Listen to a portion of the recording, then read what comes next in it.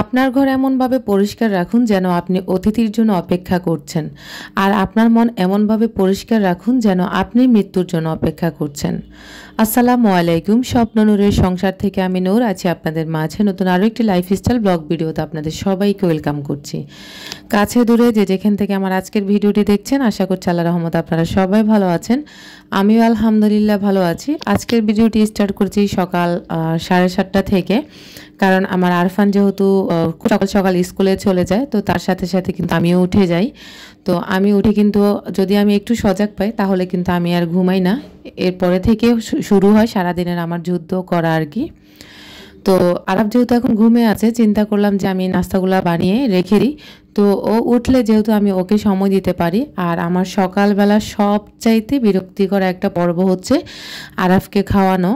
শুধু সকাল না, দুপুর কিংবা রাতে যখনই ওকে খাওয়াতে চাই তখন বিশ্বাস করবেন কি না, আমি অন্যরকম প্যারা নিয়ে ওকে খাওয়াতে বসি।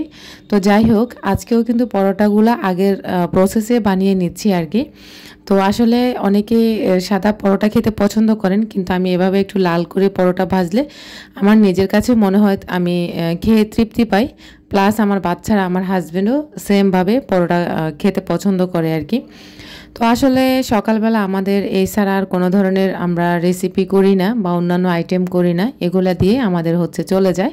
প্রতিদিনে বলা যায় আমি চা এবং কি পরোটা দিয়েই খেতে হয় আর কি, বা খাই।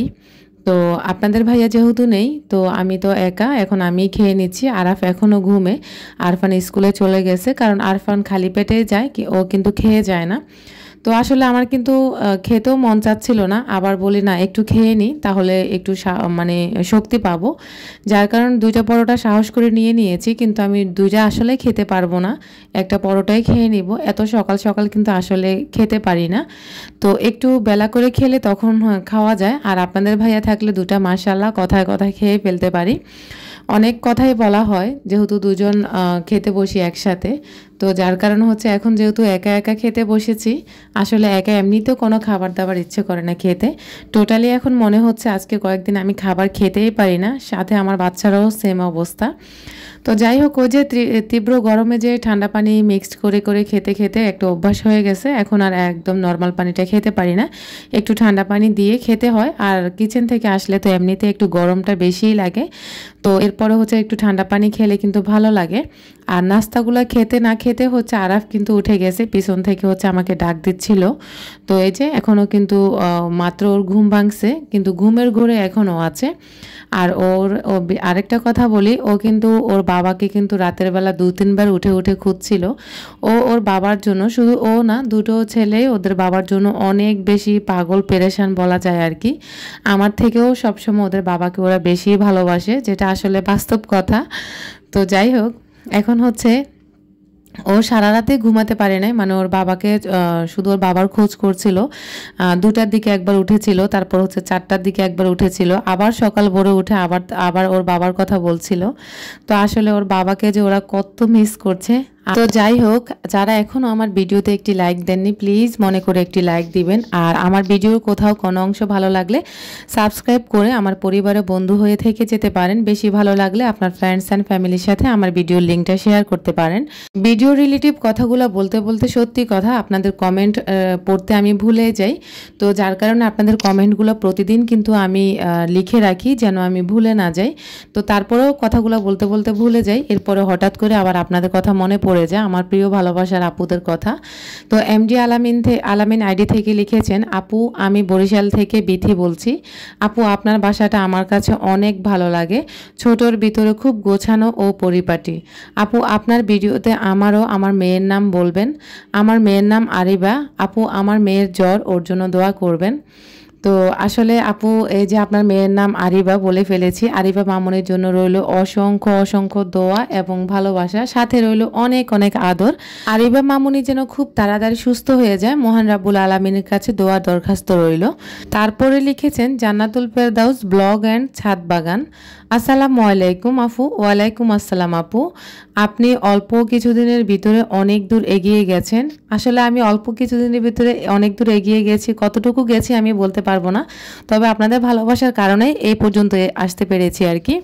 ইনশাল্লাহ সামনে আরও অনেক দূর এগিয়ে যাবেন, দোয়া করি। আপু, আপনি যে সবসময় কারেন্টের চুলায় রান্না করেন, তো সকেট গরম হয়ে যায় না?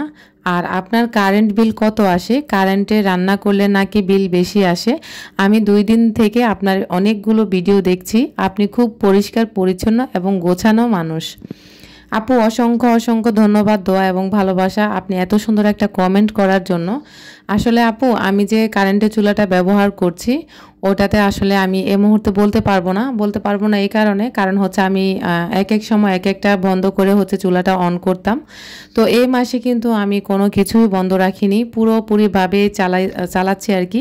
দেখা যাক এই মাসের পরে হচ্ছে আমি বলতে পারবো যে আমার কারেন্ট বিল কত আসে। তো এর আগে কিন্তু আমি ফ্রিজ বন্ধ করে রাখতাম বা ফ্যান অফ করে রাখতাম, যেটাই হোক একটা না একটা অফ করে হচ্ছে আমি রান্নাবান্না করতাম, যার কারণে আসলে সত্যি কথা আমি আপনাদের সাথে বলতে পারিনি কখনো। তো যাই হোক, আপনি আপনার কমেন্টের উত্তর পেয়ে গেছেন। আরেকজন লিখেছেন সেতুস ফ্যামিলি ব্লগ চ্যানেল থেকে, উনি লিখেছেন ইনশাল্লাহ আপু আপনি বাসা পেয়ে যাবেন। আপু, আপনার কথাটা আল্লাহ পাক কবুল করুক, আমি যেন খুব শীঘ্রই একটা বাসা পাই। আপনারা সবাই আমার জন্য দোয়া করবেন। আর সেতু আপু কিন্তু অনেক সুন্দর সুন্দর ভিডিও মেক করে, আপুর জন্য রইল অসংখ্য অসংখ্য দোয়া এবং ভালোবাসা। তারপরে লিখেছেন শাম্মী খান আইডি থেকে, আসসালামু আলাইকুম আপু, আপনি কোথায় থাকেন? আমি আসলে আপু, আপনি হয়তো আমার চ্যানেলে নতুন অ্যাড হয়েছেন, আমি হচ্ছে শনির আখড়াতে থাকি। তো শনির আখড়া থেকে একটু ভিতরেই থাকি, আর জায়গাটার নাম বা নাই বললাম। আর আরেকজন লিখেছেন আয়াত মম হোম ডেইলি ব্লগ চ্যানেল থেকে। তো আসলে আপু কিন্তু সবসময় আমার ভিডিওতে কমেন্ট করে, এই আপুটা। উনি লিখেছেন আপু তোমার এত দুঃখ কেন? কেউ কি তোমাকে কিছু বলেছে? তোমার চয়েস ও রুচিবোধ অনেক ভালো, তোমার বিছানার চাদরটা অনেক ভালো লাগে। আসলে আপু আমাকে কে কি বলবে, কারণ আমি থাকি একা, আর হচ্ছে আমরা হাজব্যান্ড ওয়াইফ দুজন, আর আমার 2টা বাচ্চা। তো আমাকে কেউ কিছুই বলার নেই, আর আমার খাওয়া আমি খাচ্ছি, আমাকে কেউ কিছু বললেও কি আবার না বললেও কি, এতে আমার কিচ্ছু যায় আসে না। আপু, আপনার জন্য রইল অসংখ্য অসংখ্য দোয়া এবং ভালোবাসা। আপনি আমার ভিডিওতে অসংখ্য অসংখ্য কমেন্ট করেন, আমার খুব ভালো লাগে। তারপরে লিখেছেন এমডি মানিক আইডি থেকে, আপু আপনার কষ্টের কথা শুনলে আমার খুব খারাপ লাগে, সহযোগিতা করার মতো আমার কোনো ক্ষমতা নাই, তবে দোয়া করি আল্লাহ যেন আপনার এবং আপনার পরিবারের উপর রহমত করে। অসংখ্য অসংখ্য দোয়া এবং ভালোবাসা। আসলে এত ভালো মানুষ আছে পৃথিবীতে, আসলে আমি এই কমেন্টগুলো যদি না পেতাম কখনোই বিশ্বাস করতাম না। আপু, আপনারা আমাকে কেউ টাকা দিয়ে হেল্প করা লাগবে না, আমি এই ধরনের হেল্প কখনোই চাইবো না আপনাদের কাছে। আল্লাহ পাক আমার স্বামীকে যতদিন বাঁচিয়ে রাখবে, সুস্থ রাখবে, আমি কখনোই কারো কাছে কিছুই চাই না। শুধু চাই আপনারা আমার পরিবারের জন্য, আমার সন্তানদের জন্য আমার জন্য দোয়া করবেন, আমি যেন নিয়মিত আপনাদের সাথে যোগাযোগ রাখতে পারি বা নিয়মিত আপনাদের সাথে ভিডিও শেয়ার করতে পারি। প্লাস হচ্ছে আমি যেন এখান থেকে কিছু আর্ন করতে সফলতা অর্জন করতে পারি, এই দোয়াটা আপনাদের কাছে আমি সব সময় চাই। আজকে কিন্তু আপনাদের সাথে আমি ভিডিও রিলেটিভ কোনো কথাই বলতে পারছি না, আমি কিন্তু অনেক অনেক কাজ করছি, সাথে আমডাল রান্না করেছি, এরপরে হচ্ছে করলা কেটে নিয়েছি, সাথে আলু দিয়ে মানে করলা ভাজি করব আর কি। তো আমি কিন্তু সবসময় যখন করলা দিয়ে আলু ভাজি করি তখন কিন্তু আমি আলুর চামড়াটা ফেলি না।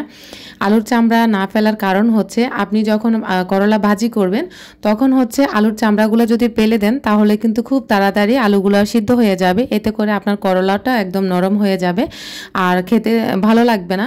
যার কারণে আমি সবসময় চেষ্টা করি চামড়া সহকারে হচ্ছে আলুটা কাটার জন্য, এতে করে করলা একদম ঝরঝরে হয় আর খেতেও অসম্ভব মজা লাগে। তো আজকে আসলে অনেক আপুর কমেন্টই হচ্ছে পড়তে পারছি না। ইনশাল্লাহ আপু আমি চেষ্টা করব, একটু ব্যস্ততার মধ্যে সময়টা যাচ্ছে, যার কারণে হচ্ছে প্রতিটা কমেন্ট লিখতে গেলে কিন্তু অনেকটা টাইমের প্রয়োজন হয়। আমি কিন্তু এখন রাত প্রায় 12:30টার পরে হচ্ছে আমি ভিডিওর মধ্যে ভয়েস ওভার করছি। আমার বাচ্চাদের কিন্তু অনেক গরম লাগছে, আমি কিন্তু ফ্যানটা অফ করে রাখছি ভয়েস দেব বলে। তো যাই হোক, আরেকজন আপুর কমেন্টটা পড়ব। সে হচ্ছে আফরাজ মম ব্লগ। আমার প্রিয় আপু, সম্পূর্ণ ভিডিওটি দেখে নিলাম। আপু তোমার ভিডিওটি আমি এত গভীরভাবে দেখেছি, মনে হচ্ছে যে তোমার সাথে আমিও বাসা খুঁজছি। ইনশাল্লাহ আপু, আল্লাহ যেন তোমার মনের মতো একটা বাসা তোমাকে পাইয়ে দেয়। আসলে কি আপনারা আমাকে এত এত দোয়া করছেন, এত এত ভালোবাসা দিচ্ছেন, আসলে আপনাদের ভালোবাসা পাওয়ার যোগ্য কিনা আমি জানি না। আপনাদের জন্য অনেক অনেক দোয়া এবং ভালোবাসা রইল। তো আপু, আপনার কথাটা যেন আল্লাহ পাক কবুল ও মঞ্জুর করে নেয়। আপু আপনাদের সবার কাছে আমার এই অনুরোধটুকু থাকলো, আপনারা সবাই সবসময় আমার পাশে থাকার চেষ্টা করবেন। এটাই হচ্ছে আমার কাছে সবচেয়ে বড় পাওয়া। আপনারা আমাকে একটু টাইমটা দিবেন। আমি সত্যি কথা আপনাদের সাথে একদিন লাইভে কথা বলবো সবার সাথে। শুধু আপনারা আমাকে একটু টাইমটা দেন, ইনশাল্লাহ আমি লাইভে এসে আপনাদের সাথে কথা বলবো। আর আমার আশেপাশে যেসব আপুরা আছে তাদের সাথে খুব শীঘ্রই আমি হচ্ছে দেখা করব। তো যাই হোক, এখন হচ্ছে আমি করলাটা ভাজি করব। আমি যেভাবে করলা ভাজি করি ওইভাবে আপনাদের সাথে শেয়ার করছি। প্রথমে পরিমাণ মতো তেল দিয়ে তার মধ্যে হচ্ছে একটু বেশি করে পেঁয়াজটা দিতে হয়। এরপরে হচ্ছে একটু করে রসুন, তারপরে হচ্ছে হলুদের গুঁড়া আর হচ্ছে কিছু কাঁচামরিচ, আস্ত কাঁচামরিচ আমি ভেঙে দিয়েছি। আমি করলা ভাজিতে গুঁড়া মরিচ অ্যাড করি না, এতে করে করলার কালারটা নষ্ট হয়ে যায় বা দেখতে সুন্দর হয় না। যার কারণে আমি শুধু হলুদ দিয়ে আর হচ্ছে কাঁচামরিচ দিয়ে করলা রান্না করার বা ভাজি করার চেষ্টা করি সবসময়। আর এখানে কিন্তু এক ফোঁটা পানিও দেওয়া যাবে না। আমি কিন্তু করলার মধ্যে কখনোই পানি অ্যাড করি না। ধোয়া যে পানিগুলা থাকে বা করলা যে ভেজা ভেজা অবস্থা থাকে সেটাই দিয়ে দিই। আর আপনারা করলা ধুয়ে একটা বাটির মধ্যে রাখবেন, জালিতে রাখতে যাবেন না, এতে করে করলার একদম সম্পূর্ণ পানি শুকিয়ে যায়। তারপরে হচ্ছে করলা একদম ভালোভাবে হয় না, বা যেভাবে আপনি চান সিদ্ধ করতে সেভাবে সিদ্ধ হয় না। তো ওই যে গায়ের মধ্যে যে একটু ভেজা ভেজা থাকে সেই অবস্থা করলাটা আপনারা দিয়ে হচ্ছে প্রথমে একটু হাই হিটে দিয়ে তারপরে হচ্ছে পানিটা একটু টেনে গেলে তারপরে আপনারা লো হিটে দিয়ে করলাটা ভাজি করে নেবেন। এতে করে অসম্ভব মজা হবে। আর আমার করলার কালারটা অসম্ভব সুন্দর এসেছে, খেতেও কিন্তু আলহামদুলিল্লাহ অনেক মজা হয়েছে। তো করলা ভাজি আপনাদের কাছে কেমন লেগেছে অবশ্যই কমেন্ট করতে ভুলবেন না। আল্লাহ হাফেজ, আসসালামু আলাইকুম।